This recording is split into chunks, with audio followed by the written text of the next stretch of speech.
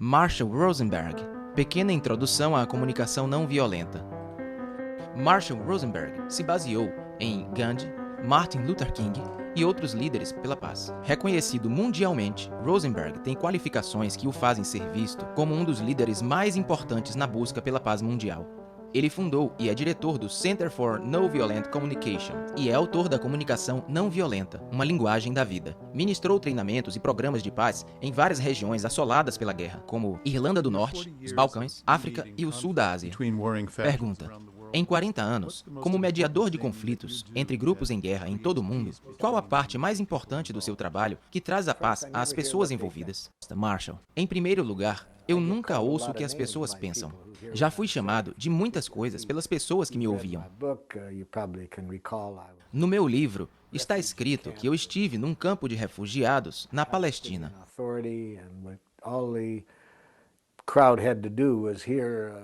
Em meio a uma multidão, só de ouvir do meu intérprete que eu era americano, um senhor se levanta e grita: assassino! E outro diz: assassino! E mais outro grita: matador de crianças! Após uma hora, o cara que me chamou de assassino me convida para jantar em sua casa. Não ouvi o que ele pensava sobre mim. Me conectei ao que ele estava sentindo, às suas necessidades. Quando entrei naquele campo de refugiados, havia centenas de granadas de gás lacrimogênio por toda a grama. Foram usadas na noite anterior, quando houve um tumulto por ali. E na lateral de cada granada estava escrito: feito nos Estados Unidos da América. Então, o cara me chama de assassino ao ouvir que sou americano, e procuro ouvir o que ele sente. E digo: o senhor está furioso? E depois de tanto ouvir suas necessidades, digo: você precisa de uma ajuda do meu país que seja diferente da atual? Ele olha assustado para mim. Normalmente, não é assim que as pessoas lhe respondem quando ele grita com elas. Ele disse: é isso mesmo, não temos esgoto, habitação. Por que vocês estão enviando essas armas? Então eu disse: está claro porque você está tão irritado. Se você não tem esses sistemas básicos e vê todas essas armas enviadas para cá, percebo que suas necessidades são por outro tipo de ajuda. E ele disse: você sabe como é viver nessas condições durante todos esses anos? E eu disse: você gostaria que eu compreendesse o quanto é desesperador por um dia, quanto mais por muitos anos? Portanto, eu ouvi o que estava vivo naquele sujeito, e não sua ideia de eu ser um assassino. Eu não disse: eu não matei ninguém. Eu ouvi o que estava acontecendo com ele. E quando ele percebeu que eu realmente me importava com seus sentimentos e suas necessidades, ele começou a me ouvir quando eu disse: estou frustrado agora, pois vim de longe, quero ajudar. E agora estou preocupado, porque você me taxou de americano e não irá me ouvir. E ele falou: o que você quer nos dizer?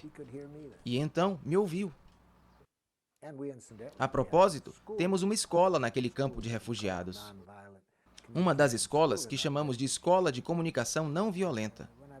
E quando visito a região, sou muito bem recebido naquele campo de refugiados. Mas tive que ver o ser humano por trás dos adjetivos que ele me rotulou. Pergunta: ser rotulado não é o mesmo que ser atacado violentamente por terroristas. Há sempre justificativa para usar agressão e violência na hora de reagir a este tipo de ataque? Marshall: neste caso, eu diria não à violência ou à agressão, e sim ao uso protetor da força. Há momentos em que precisamos aplicar o uso protetor da força, mas nunca a violência e a punição. O uso protetor da força é necessário com outra pessoa quando por alguma razão ela não quer se comunicar e quando suas ações ameaçam as nossas necessidades. Por isso que temos que tomar uma medida para impedir que isso aconteça. Mas podemos fazer isso sem o uso da violência. Gene Sharp mostra que, em toda a história, pessoas se defenderam do avanço de exércitos e de exércitos violentos pelo uso protetor da força. Eu estava andando por uma rua em Paris 4 anos atrás. Era uma rua agitada. Uma mulher andava próximo a mim e, de repente, um homem veio correndo e lhe acertou no rosto. E voltou a atacá-la novamente. E não havia tempo para eu conversar com este homem. Então usei a força para impedi-lo de voltar a atacá-la. Eu não queria puni-lo. Eu não bati nele. Mas eu tinha força o bastante para impedi-lo de continuar a agressão.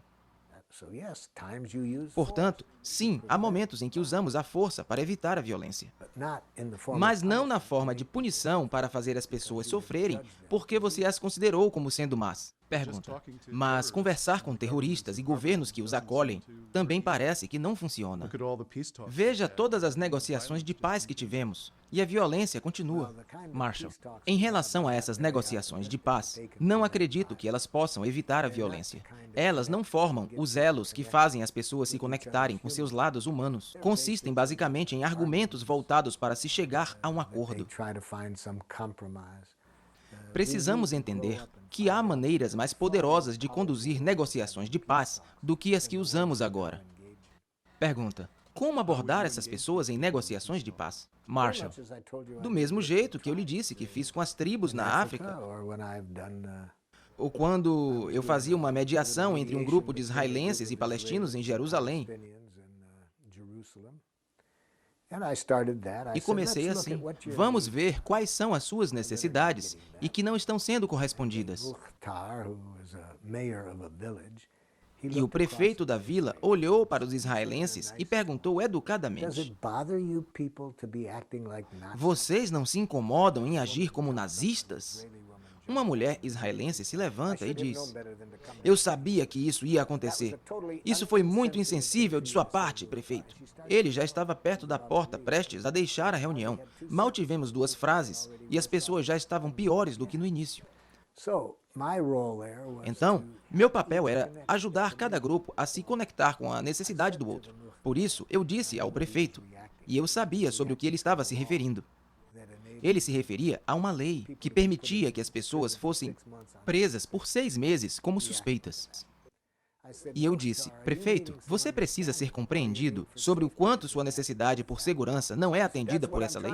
E ele respondeu, é isso que eu quero dizer. Claro que ele não disse exatamente dessa forma.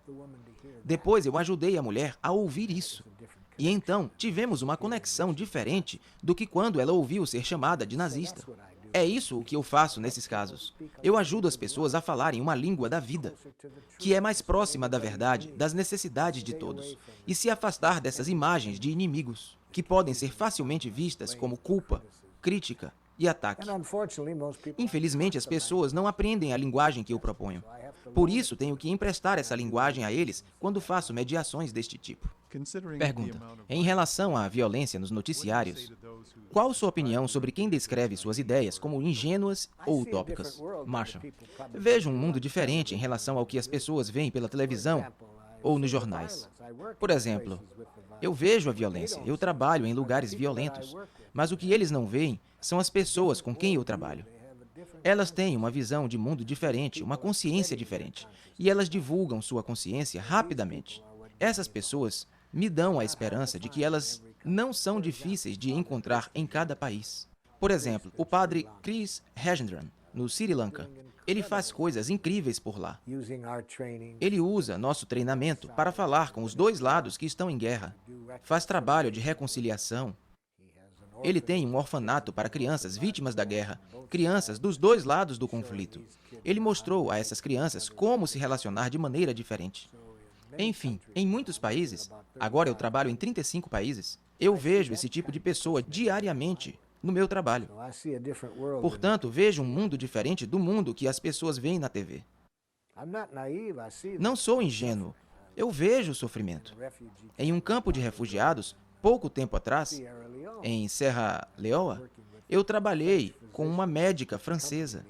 Quando o diretor do campo de refugiados soube que ela era médica, ele disse, você pode vir comigo? Tem uma criança que não está bem. Eu a acompanhei. Ela chegou na criança e na mãe e perguntei qual era o problema. Ela disse que o bebê estava morrendo de fome. Eu falei, o quê? Ela disse que a mãe estava morrendo de fome. Perguntei ao líder do campo de refugiados, por que essa mulher e essa criança estão morrendo de fome? E ela disse que 7 pessoas morriam de fome por dia no campo. E eu vi essas coisas. Não sou ingênuo, sei o que está acontecendo.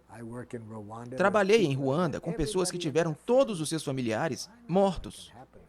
Sei o que pode acontecer neste mundo, mas trabalho com pessoas em todo o mundo que me dizem que não precisa ser desse jeito. Pessoas que sobreviveram a tudo isso e nunca perderam a consciência que está ligada à nossa natureza. Não há nada que o ser humano mais gosta do que contribuir para o bem-estar do outro.